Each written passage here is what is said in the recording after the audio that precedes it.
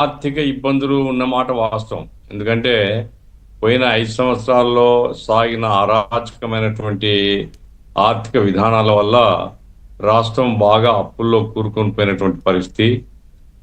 అసలు financial discipline లేనటువంటి పరిస్థితి రాష్ట్రానికి. కాబట్టి కేంద్రం పథకాలు ఆగిపోయినాయి, రాష్ట్రంలో పథకాలు లేవు, బటన్ నొక్కుడు తప్ప ఇంకొక కార్యక్రమం లేదు, అభివృద్ధి మందగించింది. ఇవన్నీ కరెక్ట్, నేను దాన్ని కాదంటం లేదు. అయితే ఆ తర్వాత వచ్చినటువంటి ప్రభుత్వం తప్పదు, కొన్ని ఫైనాన్షియల్ ఇబ్బందులు అవి ఉంటాయి. కానీ అదే సమయంలో ఇదేదో అద్భుతమైనటువంటి బడ్జెట్ అని చెప్పడానికైతే వీలు లేదండి. ఎందుకంటే 3,22,000 కోట్లు, సరే పై చిలుకు ఉండేది అది పక్కన పెడతాం, 3,22,000 కోట్లు మనం అంకెలుగా తీసుకుంటే 3,22,000 కోట్లో 80,000 కోట్లు ద్రవ్యలోటు ఉందండి. 79,963 కోట్లు అనుకుంటాను ద్రవ్యలోటు ఉంది. ద్రవ్యలోటు అంటే డబ్బు లేదు, ఏ వనరుల ద్వారా కూడా గవర్నమెంట్కి వచ్చే డబ్బు లేదు. మరి డబ్బు లేకుండా బడ్జెట్ ఎట్లా ఇంప్లిమెంట్ చేస్తారండి? ఇప్పుడు ఫైనాన్స్ మినిస్టర్ గారు ఏమన్నారు, అసలు భారతదేశంలో ఒకే ఒక రాష్ట్రం అప్పు పుట్టడానికి కూడా వీలైనటువంటి పద్ధతిలో మిగిలిపోయినటువంటి రాష్ట్రం ఆంధ్రప్రదేశ్. అంటే మనకు అప్పు కూడా పుట్టడం లేదు. అప్పు కూడా పుట్టినటువంటి పరిస్థితిలో మరి ద్రవ్యలోటు ఎట్లా పూర్తి చేస్తారు? ద్రవ్యలోటు పూర్తి చేయకపోతే బడ్జెట్ అంకెలు ఏమైతాయి? క్రమంగా కోత పడతాయి, లేదా అలొకేషన్ కూడా చేయకుండా, అలొకేషన్ ఇప్పుడు చేస్తారు, తర్వాత రిలీజ్ చేయకుండా ఉంటారు ఫండ్స్. అందుకోసం ఇది కొంచెం 70 mm లేకుంటే ఇంకా ఎక్స్పోజ్ చేసేటువంటి పద్ధతిలో ఫిగర్స్ ఇవ్వడం తప్ప ఇంకోటి లేదు. రెండవది అంటే ఇప్పుడు పొగిడే వాళ్ళు పొగిడినారు, మరి తప్పనిసరిగా మేము ప్రతిపక్ష పార్టీగా బలహీనతలు చెప్పాలి కదా. ఇప్పుడు ఇరిగేషన్ ప్రాజెక్ట్స్ తీసుకున్నామండి. ఇరిగేషన్ ప్రాజెక్ట్స్ పోలవరం కంప్లీట్గా కేంద్ర ప్రభుత్వం యొక్క బాధ్యత. మరి పార్సార్థి గారు కేంద్ర ప్రభుత్వం చాలా చేస్తుంది అన్నారు.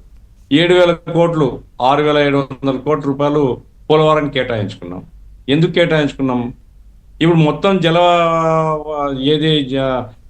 జలవనరుల శాఖకు 18,000 కోట్లు, పోలవరం 7,000 కోట్లు తీసేసి 11,000 కోట్లు. ఫైనాన్స్ మినిస్టర్ గారు తన స్పీచ్లో ఏమన్నారంటే ఇరిగేషన్లోనే 10,000 కోట్ల రూపాయలు పెండింగ్ బిల్స్ ఉన్నాయని. 11,000 కోట్లు 10,000 కోట్లు పోతే ఏమి ఇరిగేషన్ డెవలప్ అవుతుంది రాష్ట్రంలో? అందుకు ప్రత్యేకించి రాయలసీమ ఇప్పుడు పార్సార్థి గారు రాయలసీమ నుంచే ఎమ్మెల్యే. మరి రాయలసీమలో వేదవతి రిజర్వాయర్, గుండ్రేవు రిజర్వాయర్ కర్నూలు జిల్లాలో ఉన్నాయి, ఆయన కొంచెం వెనక్కి కొంచెం ముందుకు. దాని గురించి ఊసు లేదు, మిగతా రిజర్వాయర్స్ గురించి లేదు. ఇప్పుడు ఆయన అపర భగీరథుడు, మా ముఖ్యమంత్రి గారు పోలవరం నుంచి బనకచెర్లకు నీళ్లు తెస్తామంటున్నారు. ఎప్పుడు వస్తుంది అది? నా పాయింట్ ఏమంటే ఇప్పుడు దప్పిక అవుతూ ఉంటే 10 సంవత్సరాల తర్వాత నీళ్లు ఇస్తే అంతవరకు బతుకుంటారు కదా మనిషి. కాబట్టి ఆన్ గోయింగ్ ప్రాజెక్ట్స్, ఒక హంద్రీనివకు మాత్రమే డబ్బులు కేటాయించారు, మిగతా దానికి పంట కాలువలకు పెద్దగా ఇవ్వలేదు. ఆన్ గోయింగ్ ప్రాజెక్ట్స్ కూడా పూర్తి చేసే అవకాశాలు లేవు, కొత్త ప్రాజెక్ట్స్ లో ఊసే లేనటువంటి పరిస్థితి. అట్లాగే ఇండస్ట్రియల్ డెవలప్మెంట్కి సంబంధించింది కేటాయించి చాలా తక్కువ అండి, 3,000 కోట్లు ఎంత కేటాయించారు. మరీ ముఖ్యంగా ధరల స్థిరీకరణ నిధి, ఎందుకంటే వ్యవసాయము ఉపాధి రెండు బ్యాలెన్స్ చేసుకుంటేనే స్టేట్ డెవలప్ అవుతుంది. వ్యవసాయం సంబంధించి 48,000 కోట్లు ఇచ్చినట్టుగా పైకి చెప్పారు. ధరల స్థిరీకరణ నిధి అంటే మద్దతు ధరలకు సంబంధించినంత వరకు ఏంటండి వాళ్ళు కేటాయించింది 300 కోట్లు. ఇప్పుడు ఆ పక్కన ఉన్న గుంటూరు మిర్చి యార్డ్లో ఈ 300 కోట్లు వారానికి కూడా సరిపోవు. మరి యాడ్ తీసుకొని వస్తారు?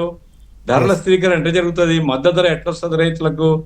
మద్దతు ధర లేకుండా మీరు స్ప్రింకిల్స్ ఇస్తాము, లేకుంటే అదేది ఇంకో ఇరిగేషన్ పద్ధతి పెడతాము, అది ఏం పెట్టినా కానీ రైతులు పండిన పంటకు గిట్టుబాటు ధర వస్తేనే రైతు జీవితం బాగుపడుతుంది. స్వామినాథన్ సిఫార్సులు ఏం చేశారో చెప్పారు ఆర్థిక మంత్రి గారు. ఈ పాయింట్ మీదే మనం ఒకసారి పట్టాభి గారిని కూడా అడుగుదాం. పట్టాభి గారు,